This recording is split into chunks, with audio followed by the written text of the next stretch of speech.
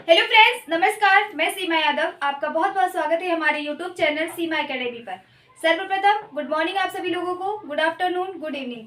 आज का जो हमारा टॉपिक है वो टॉपिक है unit 3 structure and visual support teach. इसका स्ट्रक्चर हम बताएंगे और इसकी क्या क्या प्रॉपर्टीज है इसके बारे में आज हम पढ़ेंगे। ये जो कोर्स है हमारा, ये कोर्स 6 है, यानी पेपर जो है पेपर 6 है। पेपर का नाम है टीचिंग अप्रोचेस एंड स्ट्रेटजीज। ठीक है, ये हमारा टॉपिक है। तो आज हम पढ़ेंगे यूनिट 3 है, यूनिट 3 का 3.1। इसमें हमारा पहला है, इसमें हम चलते हैं अकॉर्डिंग टू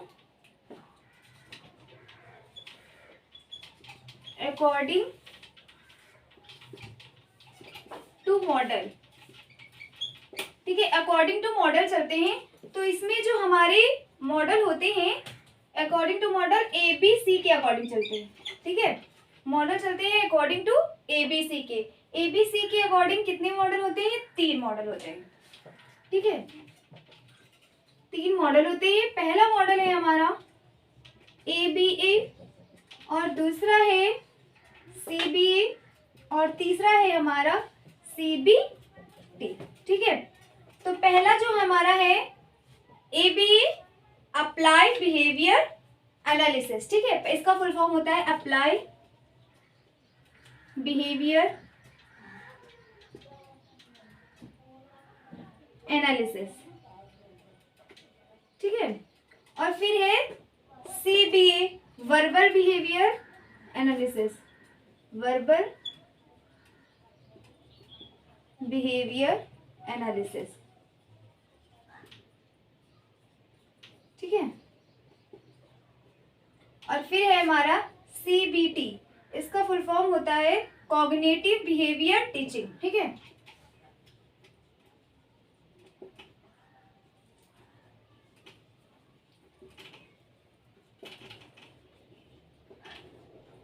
ये मॉडल था हमारा ABA। ठीक है, इस ABA मॉडल ABA के 3 पार्ट्स होते हैं। ABC के तीन पार्ट्स होते हैं। ठीक है, पहला है ABA और दूसरा है CBA और तीसरा है CBT। ABA का फुल फॉर्म होता है अप्लाई बिहेवियर एनालिसिस और CBA का होता है वर्बल बिहेवियर एनालिसिस और तीसरा है CBT, इसका फुल फॉर्म होता है कॉग्निटिव बिहेवियर टीचिंग। अब ये था हमारा पूरा according to models of ABA, according to models ABA को अकॉर्डिंग। अब हम चलते हैं स्वालीन जो बच्चे होते हैं उनके लिए शिक्षण प्रशिक्षण का उपयोग किस प्रकार से किया जाता है। ठीक है, तो ये देखते हैं।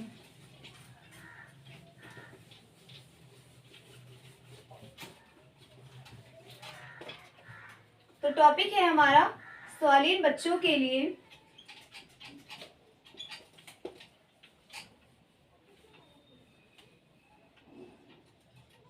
स्वालीन बच्चों के लिए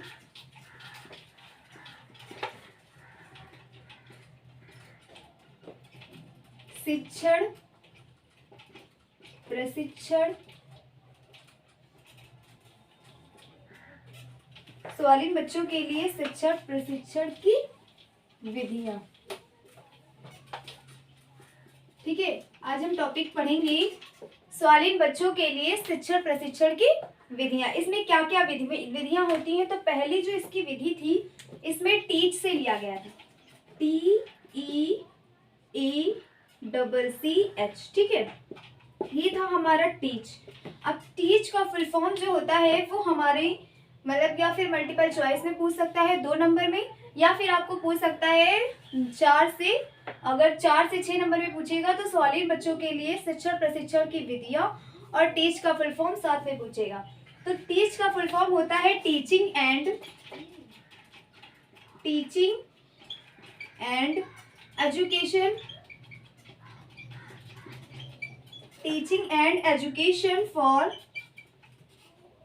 ऑटिज्म चिल्ड्रेन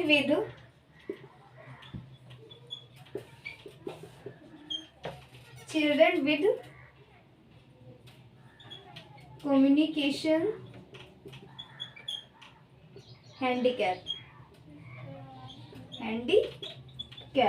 ये हमारा फुल फॉर्म होता है टीच का, teaching and education for autism children with communication handicap. ये फुल फॉर्म होता है टीच का, teaching and education for autism children with communication handicap. ये फुल फॉर्म जो होता है ये हमारा एमसीक्यू में पूछा जा सकता है। 4 नंबर का अब तक एमसीक्यू आने लगा है, तो ये 4 नंबर में भी पूछ सकता है टीच का फुल फॉर्म क्या होता है। ऑप्शन में दे देगा, लेकिन ऑप्शन में क्या होगा, ऑटिज्म की जगह कुछ और लिख देगा ए से, लेकिन आपको ये ध्यान करके लिखना है कि ए से ऑटिज्म ही होता है। ये सारी चीज़ों को ध्यान करके देखेंगे तभी हम एमसीक्यू में 4 नंबर स्कोर कर सकते हैं, ठीक है।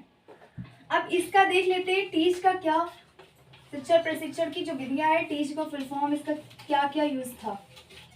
तो टीच था जो हमारा, इसका निर्माण कब हुआ था।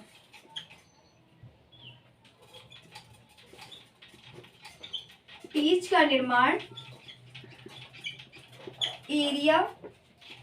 एरिक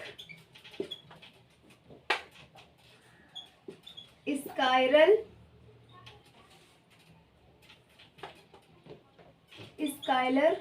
ने किया था। जो टीच का फुल फॉर्म, टीच का जो निर्माण था, टीच का निर्माण किसने किया था, एरिक स्काइलर ने। ये भी एमसीक्यू में पूछा जा सकता है कि टीच का फुल फॉर्म क्या होता है, और इसका ये पूछा जाएगा तो 2 नंबर में पूछा जाएगा, टीच का फुल फॉर्म क्या होता है और इसका निर्माण किसने किया। तो टीच का फुल फॉर्म मैंने आप लोगों को बताया। अब टीच का जो निर्माण है वो एरिक स्काइलर ने किया था। इनका मानना याद था, इनका स्काइलर का मानना था, इनका यह मानना था स्वालीनता यानी ऑटिज्म से पीड़ित बच्चों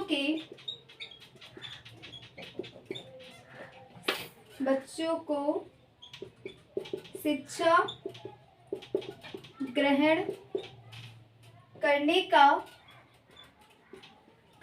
का ढंग अधिगम बच्चों की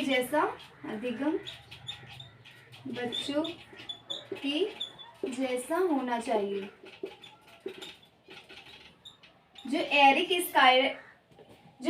स्काइलर थे, उन्होंने क्या कहा था, एरिक स्काइलर का मानना था कि स्वालीनता यानी ऑटिज्म से जो ग्रसित बच्चे हैं, ठीक है, ऑटिज्म से जो ग्रसित यानी पीड़ित बच्चे हैं, उनको जो है क्या करना चाहिए, शिक्षा ग्रहण करने का अधिगम, जो शिक्षा ग्रहण करने का ढंग जो होना चाहिए वो अधिगम के जैसे होना चाहिए। इसलिए इस तकनीकी में शिक्षण पर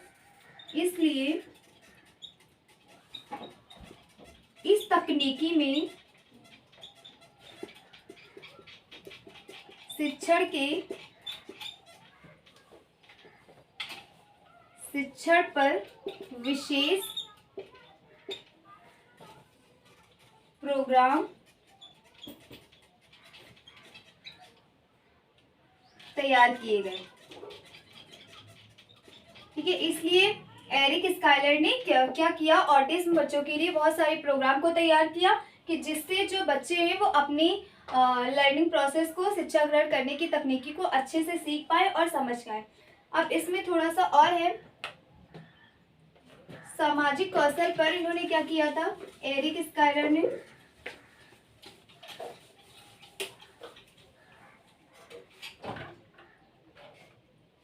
सामाजिक कौशल पर भी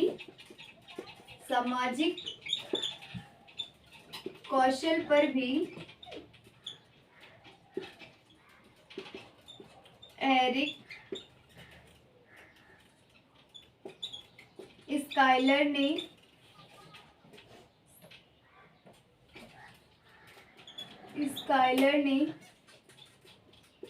विशेष शिक्षा की तकनीकी शुरू की, ठीक है। इन्होंने क्या किया था, सामाजिक कौशल पर भी एरिक स्काइलर ने बहुत सारे अपने जो प्रोसेस थे उन प्रोसेस को अपनाया था और तकनीकी को स्टार्ट किया था। इसमें ऑटिज्म में क्या किया जाता है,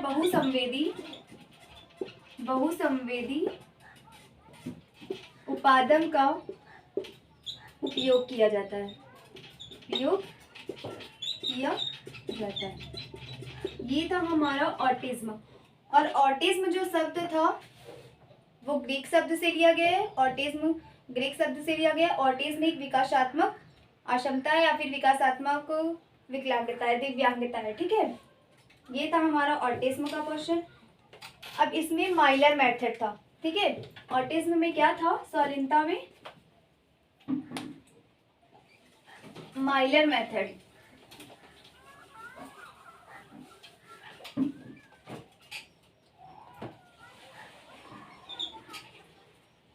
माइलर मेथड, माइलर मेथड।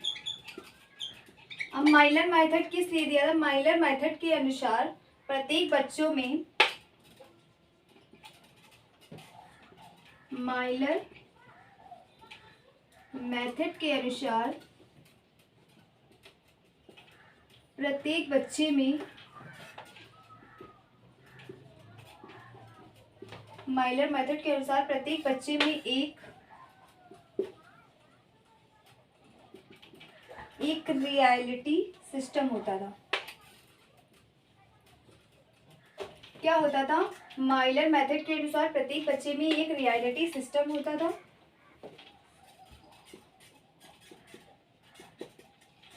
जो प्रत्येक कार्य के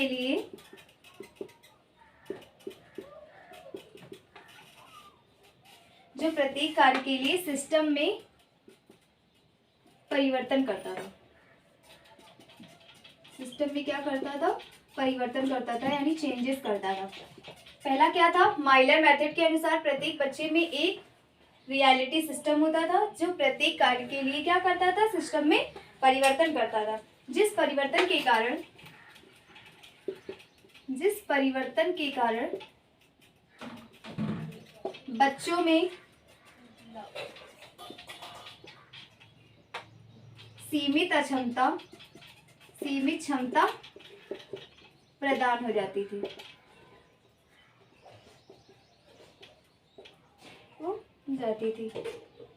यह जो सिस्टम था, यह सिस्टम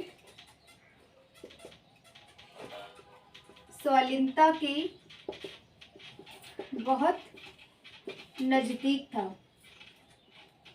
ठीक है, ये एक प्रकार का ऐसा सिस्टम था जो स्वाधीनता के बहुत नजदीक था। इसे विकृति के नाम से जाना जाता था। एक क्वेश्चन आ सकता है मल्टीपल चॉइस में, के नाम से जाना जाता था। ठीक है, जाना जाता है। क्या था? अगर क्वेश्चन आ जाए विकृति यानी स्वाधीनता के सबसे नजदीक कौन है, तो विकृति जो है ये इसमें क्या होता था? विकृति के नाम से जाना जाता था। किसे? माइलर मेथड को। अब जो माइलर मेथड थे वो उसके बहुत सारे टाइप्स भी हैं, जो कम से कम 9 है, वो मैं लिखवा दे रही हूँ। माइलर मेथड के टाइप्स। ठीक है,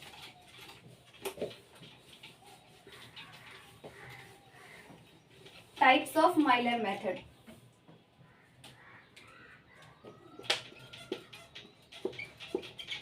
टाइप्स ऑफ माइलर मेथड। ठीक है, ये बेसिकली 8 प्रकार के थे। पहला था हमारा ओरेशन। ठीक है, और दूसरा है संगलन। तीसरा है अभिभावक यानी पेरेंट्स। अभिभावक सलाह यानी पेरेंट्स की क्या लेना चाहिए? एडवाइस। और चौथा है हमारा क्रियाकलाप, दैनिक क्रियाकलाप। दैनिक क्रियाकलाप। और इसका जो 5वां पॉइंट है वो है संगीत चिकित्सा। संगीत चिकित्सा। और 6 नंबर है खान पान संबंधित।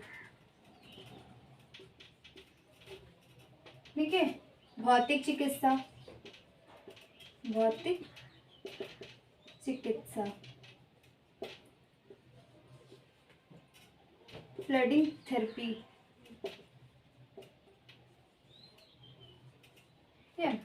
और आईक्यू लेवल। इसमें जो टाइप्स ऑफ माइलर थे, माइलर मेथड, वो 9 प्रकार के थे।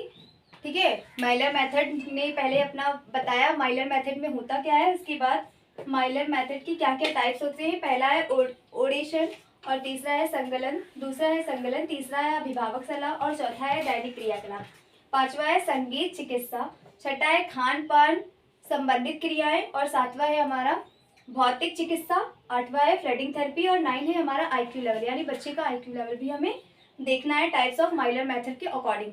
आज के वीडियो में बस इतना ही। आज की यूनिट यहीं पर समाप्त होती है। मिलते हैं नेक्स्ट यूनिट के साथ। तब तक के जुड़े रहिए सीमा एकेडमी के साथ। वीडियो को लाइक कीजिए, शेयर कीजिए और सब्सक्राइब कीजिए। धन्यवाद।